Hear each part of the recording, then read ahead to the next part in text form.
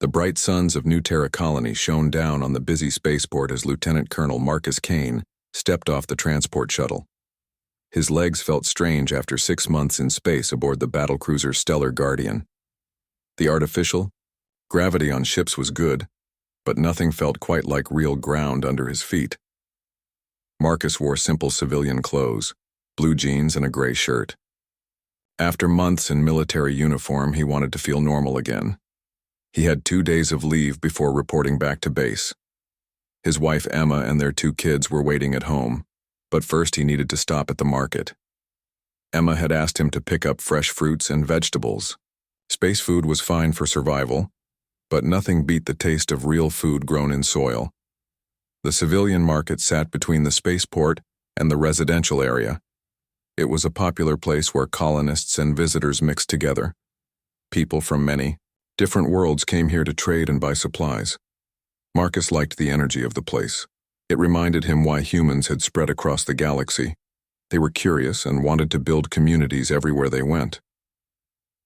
Marcus walked through the market stalls buying apples, oranges, and vegetables that his family had missed. The vendors were friendly and some recognized his military bearing even in civilian clothes. A few thanked him for his service protecting the colony from pirates and hostile aliens. He smiled and nodded, always uncomfortable with too much attention. He paid for the last of his groceries. Marcus noticed people around him starting to look nervous. Conversations got quieter. Some people moved away from the center of the market. He turned to see what was happening. Officer Derek Stone of Colonial Security walked through the market with heavy steps. His uniform was clean and pressed, but his face showed anger. He looked around like he was hunting for something dangerous. Stone was known in the colony for being rough with people, especially those who looked different from him. Stone's eyes locked onto Marcus. The officer's face grew hard with suspicion. Marcus was a tall black man with broad shoulders, and Stone saw only what his prejudiced mind wanted to see: a threat. "You there?" Stone called out, pointing at Marcus. "Stop where you are." Marcus looked around, confused. "Me, officer?" "Don't play dumb with me. Turn around slowly and put your hands where I can see them." The market went silent. People stopped, shopping, and watched. Some pulled out their personal recording devices, sensing that something bad was about to happen. Marcus raised his hands slightly, showing he was not armed. "Officer, is there a problem? I'm just buying groceries for my family." "Sure you are," Stone said with a sneer. "I got a report about suspicious activity. Someone matching your description was seen acting strange around the spaceport." "I just got off a transport from military service," Marcus explained calmly. "I can show you my identification." Marcus slowly reached into his pocket and pulled out his military ID card. The holographic display clearly showed his name, rank, and photo. Lieutenant Colonel Marcus Kane, United Earth Space Army with high security clearance. Stone looked at the ID and laughed. "Nice fake. You really think I'm stupid enough to believe you're a lieutenant colonel?" "It's not fake, officer. I just returned from a 6-month patrol mission. You can verify this with the base if you need to." "Right," Stone said, his voice getting louder. "A guy like you, claiming to be a high-ranking officer? I've seen better lies from drunk pirates." Marcus felt his stomach tighten. He had dealt with this kind of attitude before, but never while he was just trying to buy groceries for his family. He kept his voice steady and professional. "Officer Stone," Marcus said, reading the name tag on the man's uniform. "I understand. You're doing your job, but there's been a mistake. I'm Lieutenant Colonel Kane, and I'm stationed at the military base here. Call your supervisor or contact base security. They'll confirm who I am." "Don't tell me how to do my job," Stone snapped. His hand moved to his weapon belt. "You're coming with me for questioning. And stop pretending to be military.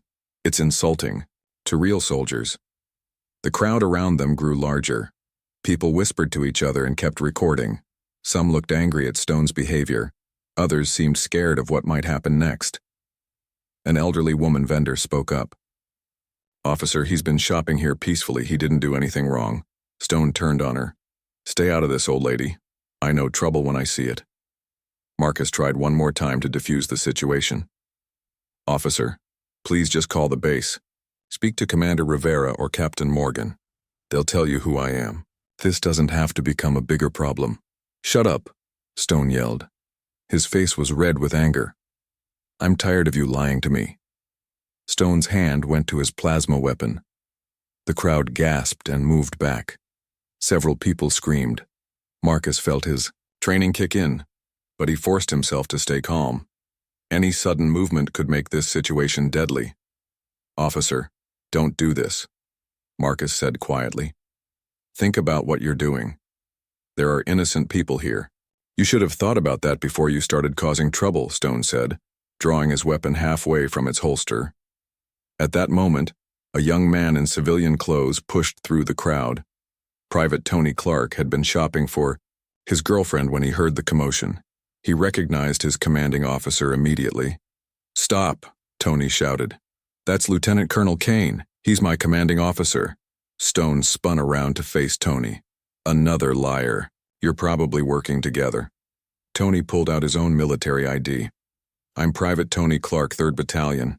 This man is Lieutenant Colonel Marcus Kane. He just returned from Deep Space Patrol. Everyone at the base knows him. I don't care. What fake IDs you people have, Stone said, now pointing his weapon toward both men. You're all coming with me. The situation had spiraled completely out of control. Marcus knew that Stone was either too proud or too prejudiced to back down now. The weapon in Stone's hand could kill everyone in the market if it discharged. Marcus had to protect the innocent people around him. Officer Stone, Marcus said in his command voice, the tone that had made enemy aliens surrender without a fight. Lower your weapon immediately. You're endangering civilians. For a moment, Stone hesitated. The authority in Marcus's voice was unmistakable, but then his prejudice took over again.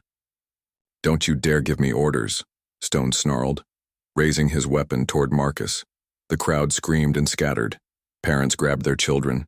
Vendors dove behind their stalls. The peaceful market had become a war zone because of one man's hatred and fear. Marcus stood perfectly still, his hands visible, protecting the people behind him with his own body. He had faced down alien warships and space pirates, but he had never felt more helpless than he did right now, staring down the barrel of a weapon held by someone who was supposed to protect and serve.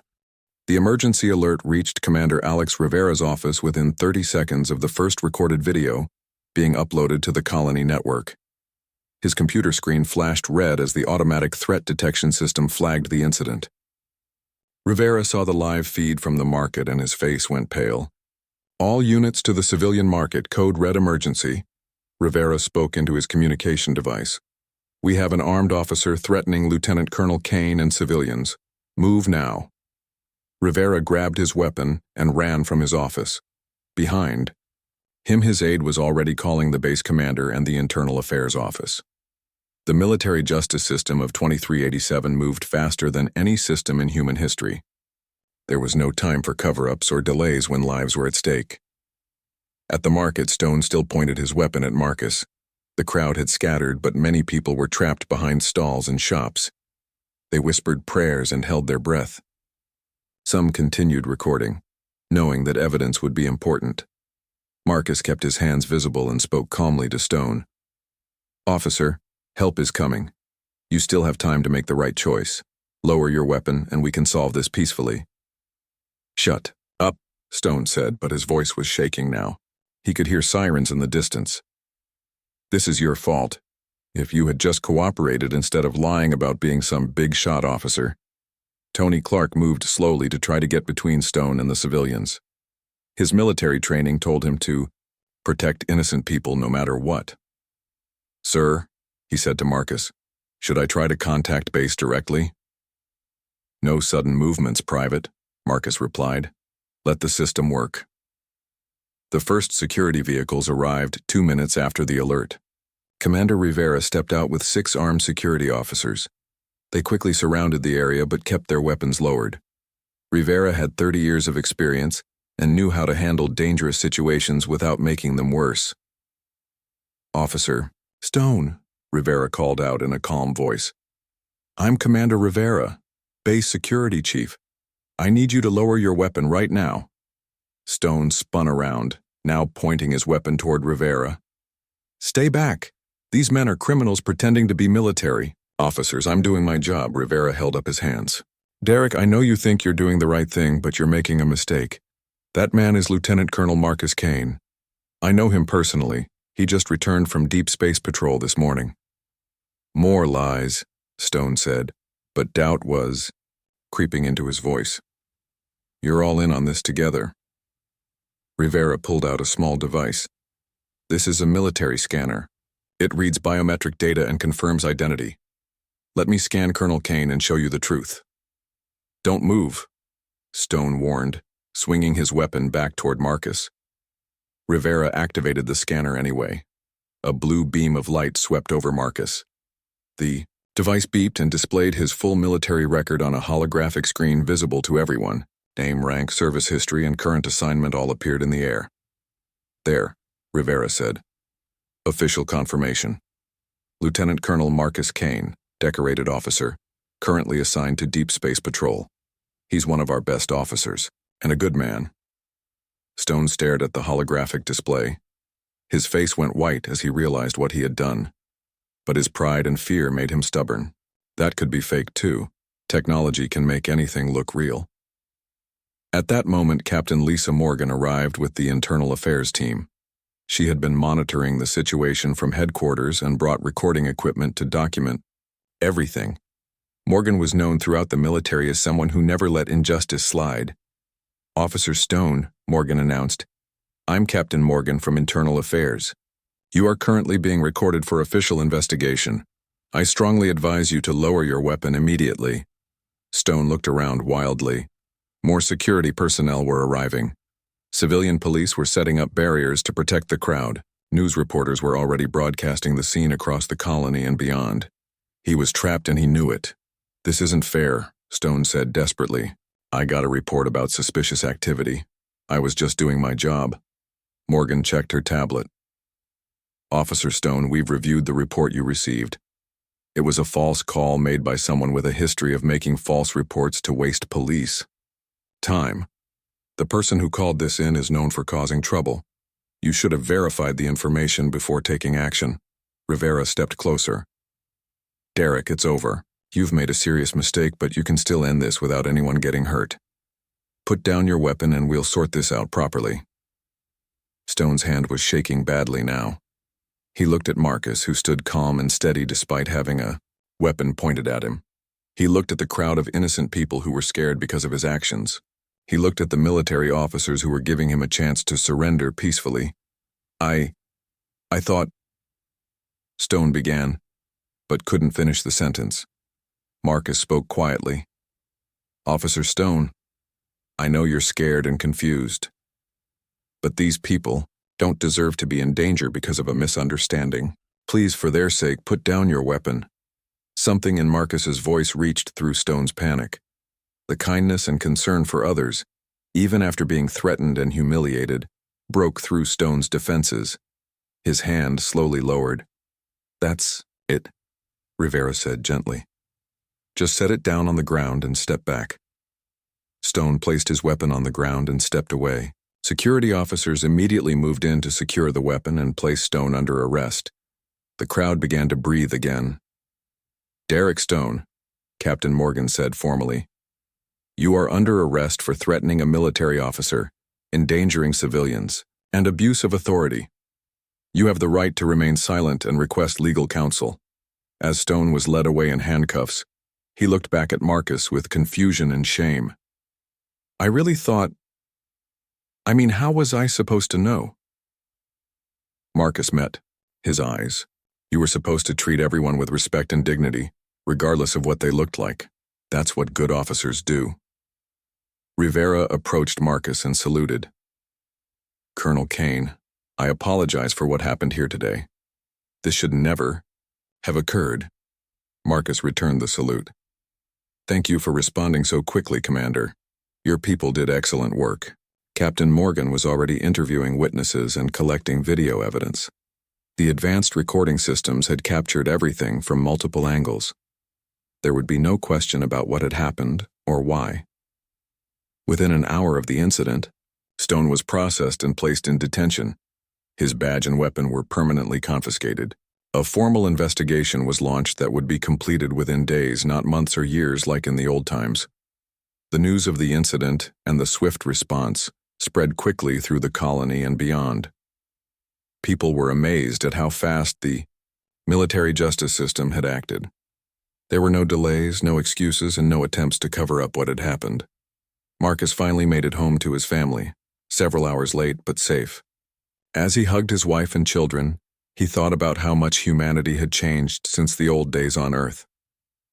Justice moved swiftly now, and good people in authority positions stood up for what was right, even when it was difficult. The system had worked exactly as it was supposed to work. 3 days after the incident at the market, the military court was ready for Derek Stone's trial. Judge Admiral Frank Turner sat behind the elevated bench in the main courtroom of New Terra Colony's Military Justice Center. The room was packed, with people from across the colony who wanted to see justice done.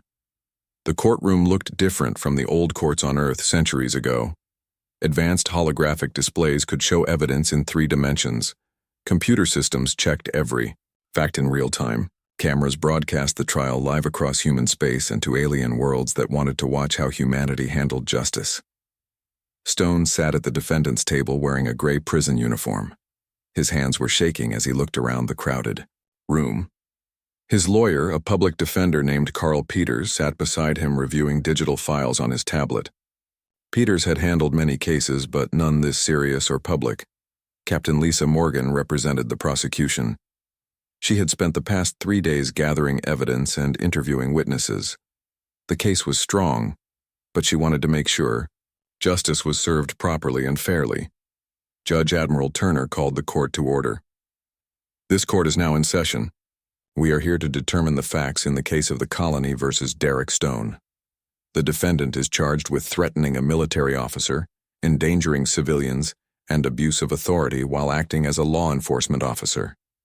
Marcus Kane sat in the witness section wearing his dress uniform. His family was there to support him, along with many of his fellow officers. The media section was full of reporters from news networks across human space. Captain Morgan stood up to present the prosecution's case. Your Honor, the evidence will show that Officer Stone acted with prejudice and hatred when he threatened Lieutenant Colonel Kane and endangered innocent civilians. The defendant ignored clear evidence of Colonel Kane's identity and nearly caused a tragedy through his biased actions. The first piece of evidence was the holographic recreation of the entire incident. Using data from security cameras, personal recording devices, and witness accounts, the computer system built a perfect 3-dimensional model of what happened. The jury could walk through the scene and see everything from different angles. The hologram showed Stone approaching Marcus with aggression from the very beginning. It showed Marcus trying to cooperate and provide identification. It showed Stone drawing his weapon and threatening innocent people. The evidence was so clear that everyone in the courtroom could see exactly what had happened. As you can see, Morgan explained, Colonel Kane never threatened anyone or acted suspiciously. He was simply shopping for groceries for his family. Officer Stone's actions were based on prejudice, not on any real threat or criminal activity. Stone's lawyer, Carl Peters, stood up for the defense. Your Honor, my client believed he was responding to a legitimate security threat. Officer Stone received a report about suspicious activity and was trying to protect the colony. He made a mistake, but it was not done with evil intent. Judge Admiral Turner looked at the evidence files. Mr. Peters, the court has reviewed the original report that Officer Stone received. It came from a person with a documented history of making false reports. The report was vague and contained no specific threat. Officer Stone should have investigated further before taking aggressive action. The prosecution called its first witness. Commander Rivera walked to the witness stand and was sworn in. Commander, please tell the court what you observed when you arrived at the market. Rivera spoke clearly and professionally. I saw Officer Stone pointing a weapon at Lieutenant Colonel Kane and threatening civilians. Colonel Kane was acting calmly and trying to de-escalate the situation. Stone refused to listen to reason or accept evidence of Colonel Kane's identity. In your professional opinion, was Officer Stone following proper police procedure? No, absolutely not. Proper procedure requires officers to verify information before taking aggressive action. Stone should have used his radio to confirm Colonel Kane's identity. He should have called for backup before approaching anyone. Most importantly, he should never have drawn his weapon without a clear and immediate threat. The defense attorney cross-examined Rivera. Commander, isn't it possible that Officer Stone genuinely believed he was dealing with a dangerous criminal? Rivera shook his head. Colonel Kane provided clear identification. He was cooperative and calm. There was no behavior that would suggest criminal activity. Officer Stone's actions were based on assumptions about Colonel Kane's appearance, not on any evidence of wrongdoing. The next witness was Private Tony Clark, who had tried to help during the incident. I recognized Colonel Kane immediately.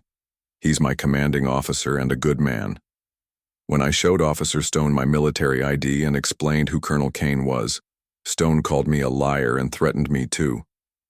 The prosecution then presented evidence about Stone's history as a police officer. Captain Morgan displayed records showing multiple complaints about Stone's treatment of minority citizens. Most of these complaints had been dismissed by civilian authorities without proper investigation. Officer Stone has a pattern of biased behavior, Morgan explained. This was not a single mistake, but part of a long history of prejudiced actions while in uniform. Dr. Helen Brooks, the base medical officer and a specialist in psychological trauma, testified about the harm caused by such incidents. When people in authority abuse their power, it damages trust in all institutions. Colonel Kane is a decorated officer who has served humanity with honor, yet he was humiliated and threatened simply for existing while having different skin color. The psychological impact extends beyond the immediate victim, Dr. Brooks continued. The civilians who witnessed this event, especially children, now have reason to fear those who are supposed to protect them. This kind of behavior damages the very foundation of civilized society.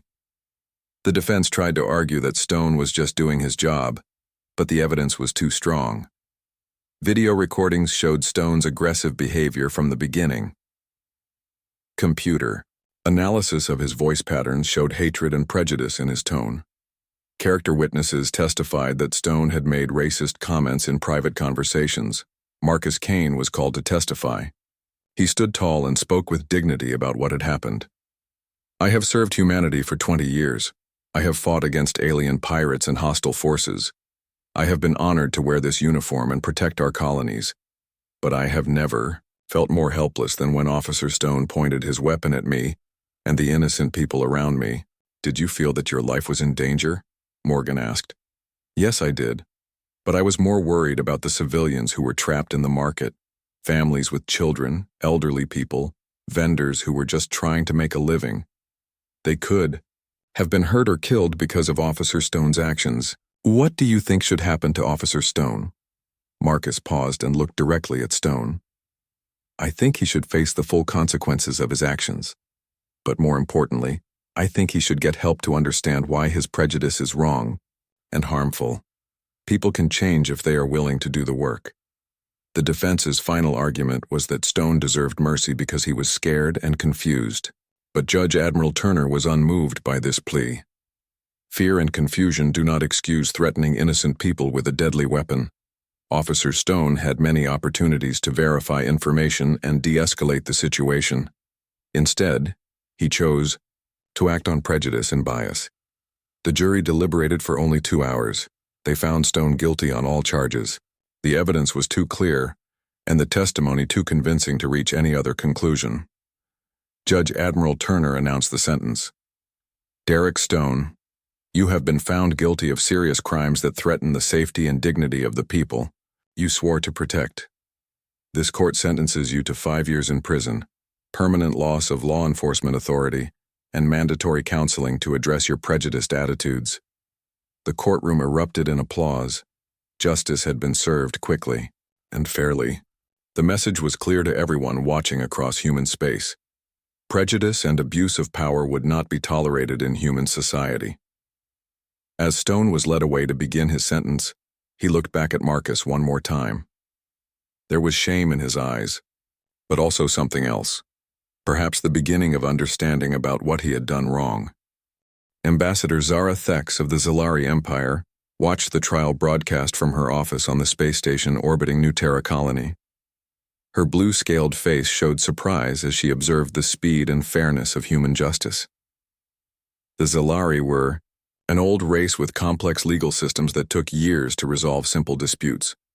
What she had just witnessed challenged everything she thought she knew about human civilization. The trial had ended 3 hours ago, and already the news was spreading. Across the galaxy, alien news networks were broadcasting the story with headlines that shocked their viewers. Human Justice System convicts racist officer in days, not years, read one report. Earth colony shows advanced moral evolution, declared another. Ambassador. Thex activated her communication device and contacted the Zalari High Council on their home world. Council members, we need to discuss the implications of what just happened on New Terra Colony. The humans have demonstrated a level of swift justice that we have never achieved. On the crystal world of Vorth, Ambassador Kess watched the same broadcasts with his multifaceted eyes. The Vorthans were beings of pure logic who had always viewed humans as primitive and emotional. But the trial had shown something different. The humans had used advanced technology and logical procedures to deliver justice quickly and fairly. Kess spoke to his aide, a younger Vorthan named Zeth. This changes our assessment of human civilization. We assumed their emotional nature made them unreliable. But they have created a justice system that is both faster and more thorough than our own. Should we report this to the Galactic Council? Zeth asked. Yes, immediately. This has implications for humanity's role in galactic affairs. Meanwhile, on Earth, the Global Defense Council was meeting in emergency session. General Patricia Hayes, the highest-ranking military officer on Earth, reviewed reports from across human space about alien reactions to the trial. The aliens are taking notice, she told the council members. Some are impressed, others are concerned about our rapid response capabilities. We need to be careful about how we handle this situation. President Robert Kane, no relation to Marcus despite sharing the same last name, nodded thoughtfully. The incident itself was unfortunate, but our response has shown the galaxy who we really are. We cannot let isolated acts of prejudice define humanity. Back on New Terra Colony, Marcus Kane was preparing for something he never expected. The Galactic Council had requested that he address their next meeting about the incident and humanity's response to it. He would be the first human to speak directly to the full council about matters of justice and equality. Marcus sat in his office reviewing his speech when Commander Rivera knocked on his door. Colonel, there's someone here to see you. Ambassador. Thex entered the office, her tall blue form moving gracefully. Colonel Kane, I am Ambassador Thex of the Zalari Empire. I wanted to speak with you before your address to the Galactic Council. Marcus stood and offered the traditional Zalari greeting, touching his forehead with 2 fingers. Ambassador, it's an honor to meet you. How can I help you? I have been observing your species for 10 years, Thex said, sitting in the specially designed chair for Zalari visitors. We have always respected humans for your courage in battle and your skill at exploration. But what happened here has shown us something new about your character. What do you mean? The speed of your justice system amazes us. When one of our own commits a crime, it takes months just to determine which court should handle the case, then years of arguments and delays before any decision is made. You convicted Officer Stone in 3 days and began his punishment immediately. Marcus shook his head. 3 days was actually slow for us. We could have processed the case faster, but we wanted to be absolutely thorough and fair. Thex's eyes widened. Faster? How is that possible? Our justice system is designed to protect everyone quickly. When someone threatens innocent people, we act immediately. We have learned from our history that delayed justice often becomes no justice at all. The ambassador leaned forward. But how do you ensure fairness with such speed? Technology helps us gather and verify evidence instantly, Marcus explained. But more importantly, we have built our entire system around the principle that everyone deserves equal treatment under the law. It doesn't matter what someone looks like or where they come from. Justice must be the same for everyone. Thex was quiet for a moment. Our council will want to study your methods. We have many cases that have been delayed for decades because of bureaucratic procedures. The news of alien interest in human justice systems spread quickly through human space. Suddenly, legal experts from Earth were being invited to alien worlds to explain how human courts worked. University professors found themselves teaching classes to alien students who wanted to understand human law. Dr. Sarah Kim, a legal scholar from Earth University, was invited to address the Vorthon Academic Assembly. She stood before an audience of crystal beings whose logical minds sought to understand human legal concepts. The key to our system, Dr. Kim explained, is that we assume all people are equal before the law. This was not always true in human history. We had to learn this lesson through centuries of struggle and conflict. One of the Vorthons asked, "But how do you handle the emotional reactions that your species is known for? Does emotion interfere with logical justice?" Emotion can be a problem if it leads to bias or prejudice, Dr. Kim admitted. But emotion can also be our strength. Our sense of justice comes from our emotional understanding that suffering is wrong and fairness is right. We use technology and procedures to control bias, but we rely on our hearts to care about justice in the first place.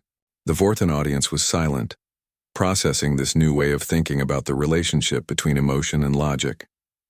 On the mining world of Kepler-7, alien workers were discussing the trial during their break time.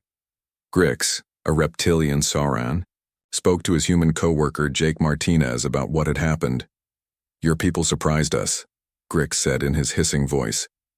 "We expected your leaders to protect the officer because he was human like them. Instead, they punished him severely." Jake shook his head. "That's not how we work, Grix. Officer Stone was wrong, so he faced the consequences. It doesn't matter that he was human. Wrong is wrong. But the victim was also human. Usually species protect their own members first. Not us," Jake said firmly. "We learned a long time ago that protecting bad people just makes everything worse. If we want to be respected in the galaxy, we have to earn it by doing the right thing, even when it's hard." Word of these conversations reached the Galactic Council chambers, where representatives from 50 different species were debating humanity's role in galactic affairs. Some species had always been suspicious of human expansion across the galaxy. They worried that humans were too aggressive and unpredictable, but the swift justice shown in the Stone case was changing minds. Species that had opposed human membership in important galactic committees were reconsidering their positions. If humans could police themselves so effectively, perhaps they could be trusted with greater responsibilities. The Antaran Republic, which had blocked human applications for trade agreements for years, announced they were willing to negotiate new deals. The crystal beings of Vorth, known for their careful and slow decision-making, sent a delegation to Earth to study human legal systems. Most surprisingly, the Ancient Ethereal Collective, a species so advanced that they rarely communicated with younger races, sent a message to Earth congratulating humanity on its moral evolution. As Marcus prepared for his speech to the Galactic Council, he realized that the incident at the market had become something much larger than anyone expected. A single act of prejudice and its swift punishment had changed how the entire galaxy viewed humanity. The message was clear. Humans were not perfect, but they were willing to confront their flaws and fix them quickly. In a galaxy full of species that often moved slowly or protected their own at all costs, humanity's commitment to rapid and fair justice made them stand out as leaders worth following. Derek Stone sat in his prison cell on Rehabilitation Station Alpha, staring at the wall screen that showed educational programs about different human cultures. The prison was unlike the harsh facilities of old Earth. It focused on helping criminals understand their mistakes and become better people. His cell was clean and comfortable, with access to books, educational videos, and communication with approved family members. But Stone felt worse than if he had been thrown into a dark dungeon. The weight of what he had done pressed down on him every day. Dr. Amanda Ross, a prison counselor, visited Stone 3 times a week. She specialized in helping people overcome prejudice and hatred. Today, she sat across from Stone in the counseling room, watching him struggle with his emotions. "Derek, you've been here for 2 months now. How are you feeling about what happened at the market?" Dr. Ross asked gently. Stone looked down at his hands. I keep thinking about those families who were scared because of me. There was this little girl who was crying because she thought I was going to hurt her father. I made a child afraid just because I couldn't see past my own stupid prejudices. That shows progress, Derek. You're beginning to understand the real impact of your actions. But understanding doesn't fix anything, Stone said bitterly. Colonel Kane is a good man who served his people with honor, and I treated him like a criminal. I could have killed innocent people because I was too proud and stupid to listen. Dr. Ross nodded. The first step to healing is admitting the truth about what you did wrong. You're taking that step. Now we need to work on helping you understand why you thought and acted the way you did. Meanwhile, across human space, Stone's case was driving major changes in law enforcement training. Colonial Governor Maria Santos called an emergency meeting of all security chiefs in the sector. What happened on New Terra Colony cannot happen again, Governor Santos told the assembled officers. We are implementing new training requirements for all law enforcement personnel, starting immediately. Chief of Police Luis Chen from Beta Colony raised his hand. Governor, what kind of training are we talking about? Every officer will complete cultural sensitivity training, bias recognition programs, and mandatory interaction with military personnel from different backgrounds, Santos explained. Officers will also be required to verify information before taking any aggressive action. The new training programs were developed by experts from Earth's top universities. Dr. Jennifer Walsh, a specialist in social psychology, designed courses that helped officers recognize their own unconscious biases. Many people have prejudices they don't even realize, Dr. Walsh explained to a class of police recruits on Mars Colony. Our training uses virtual reality simulations to help officers experience situations from different perspectives. The virtual reality systems were incredibly advanced. They could make a person feel like they were experiencing life as someone of a different race, gender, or background.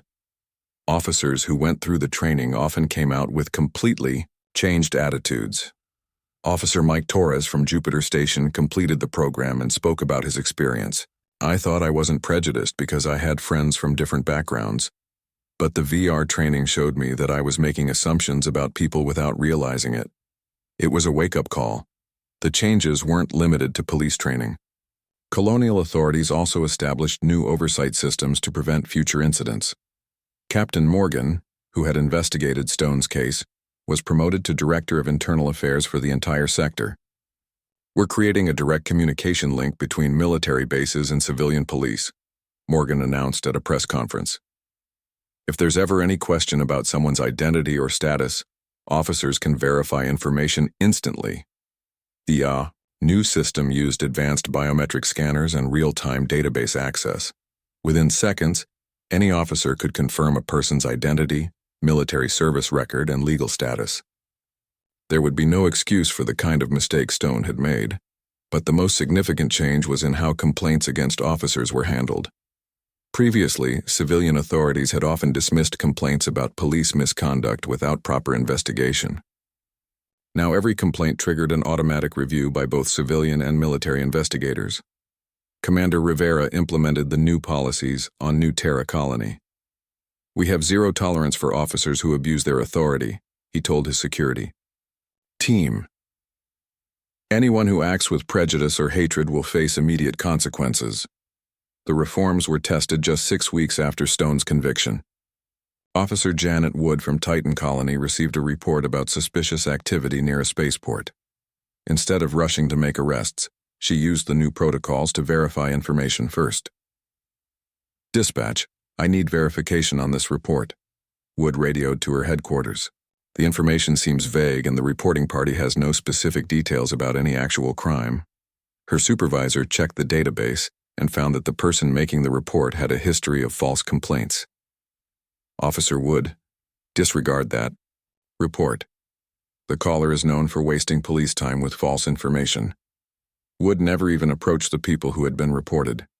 Later investigation showed they were a family of refugees from the outer colonies who were simply waiting for transportation. Under the old system, they might have been harassed or arrested based on prejudiced assumptions. The successful use of the new protocols made news across human space. People could see that the reforms were working to prevent future incidents like the one involving Marcus Kane. However, not everyone was happy with the changes. Some police officers complained that the new rules made their jobs more difficult. A few resigned rather than complete the mandatory training programs.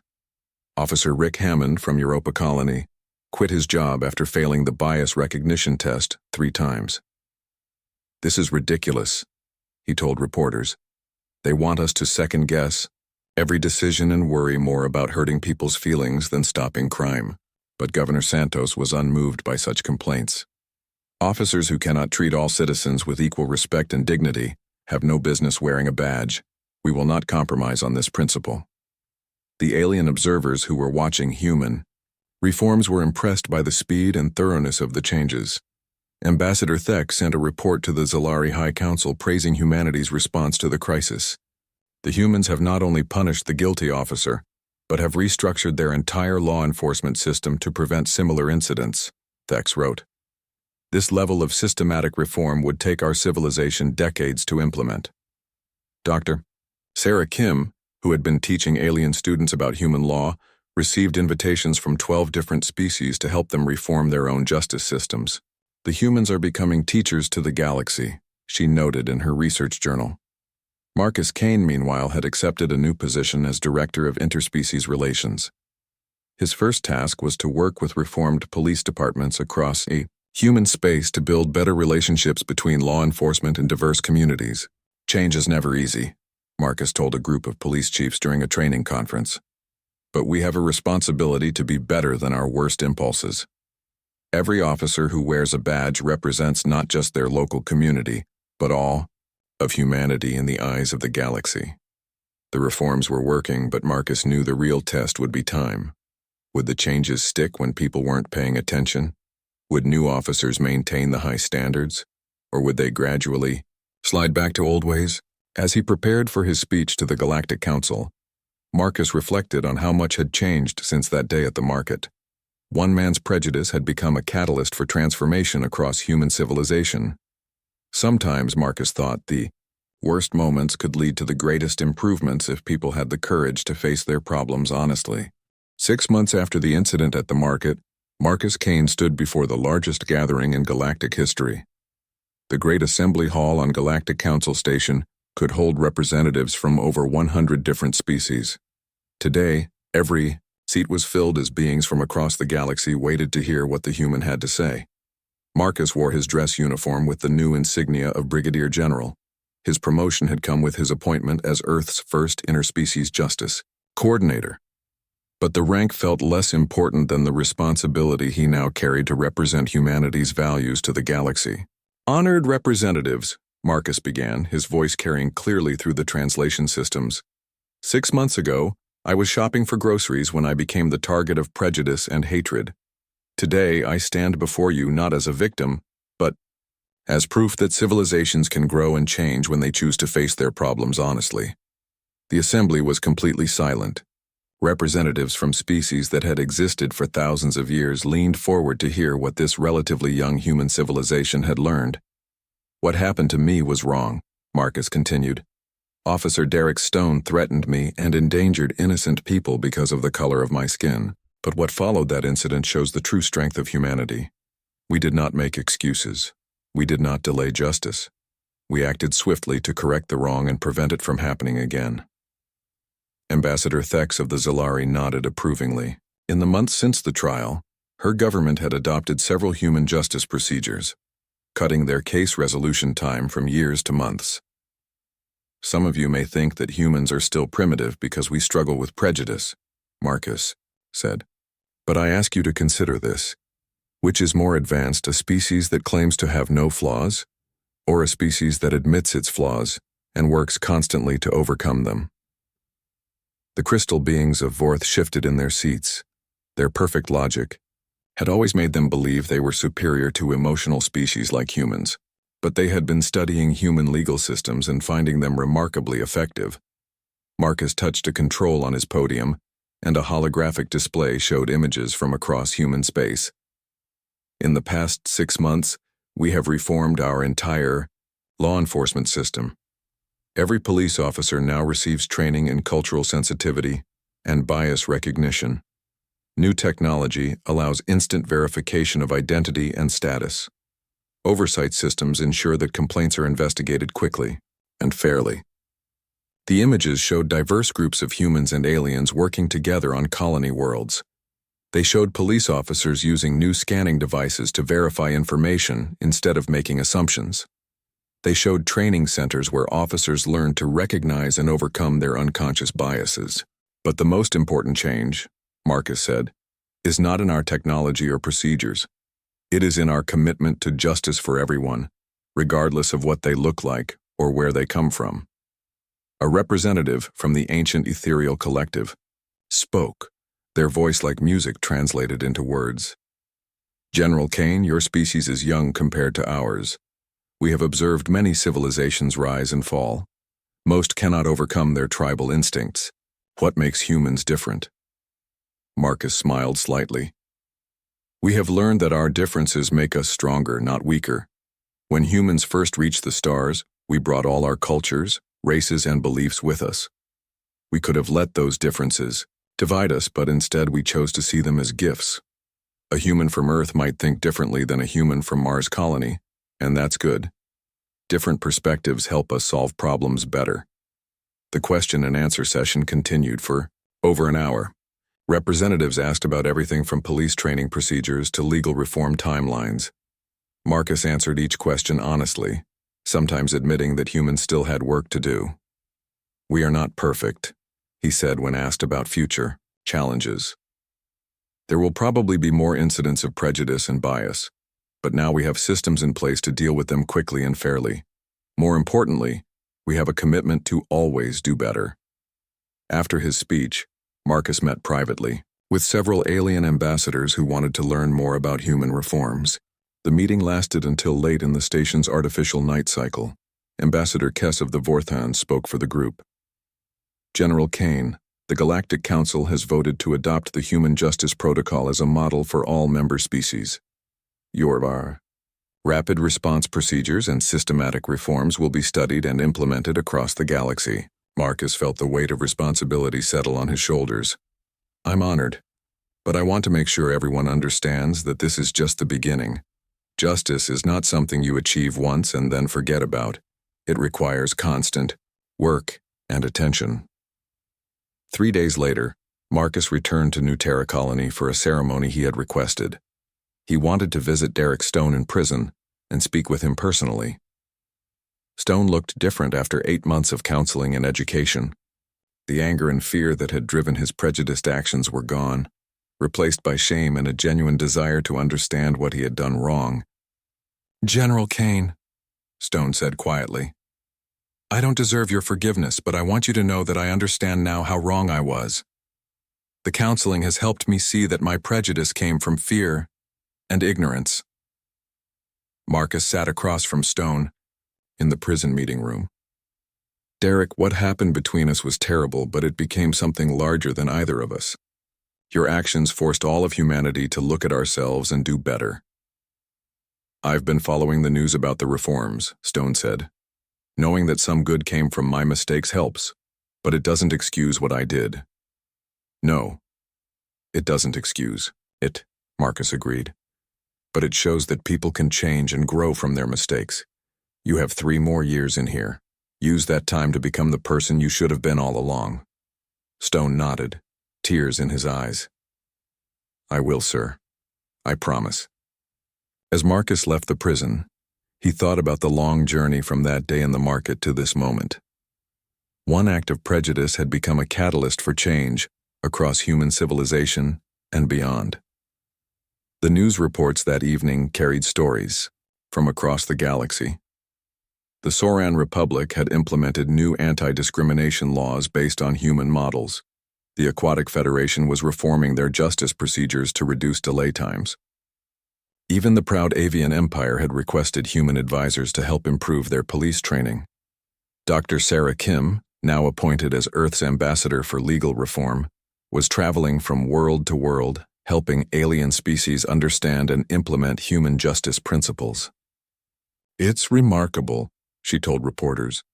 Species that have existed for millennia are learning from humanity's approach to fairness and equality. On his way home, Marcus stopped at the market where everything had started. The vendors recognized him and welcomed him warmly. The elderly woman who had spoken up during the incident gave him a bag of fresh apples for his family. "General," she said, "you've made all of us proud. Not just humans, but everyone who believes in doing what's right." Marcus looked around the bustling market, where humans and aliens shopped together peacefully.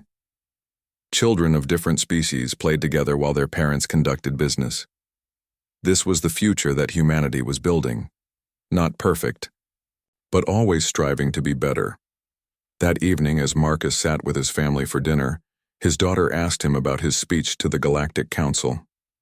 "Daddy, do you think the bad things that happen can really become good things?" Marcus thought carefully before answering. "Sometimes, honey, when bad things happen, we have a choice.